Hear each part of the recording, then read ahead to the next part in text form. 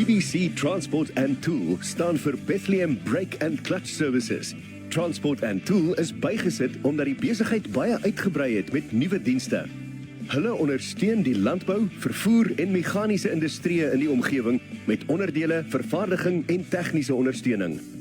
Buiten brieke en koppelaars voorsien hulle alles, parte en gereedskap vir alle meganiese toepassings, van motorfietsse, motors, trokke tot vliegtuie.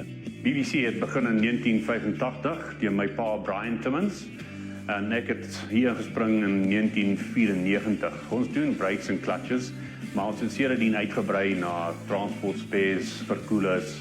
Ons het 'n komplete werkswinkel en ons gee diens en tegniese ondersteuning vir die area. Dis nie net die landbou wat ons ondersteun, maar die vervoerbesighede ook in die area. BBC Transport and Tool. Topkwaliteit gewaarborgde produkte met tegniese ondersteuning en persoonlike vriendelike diens.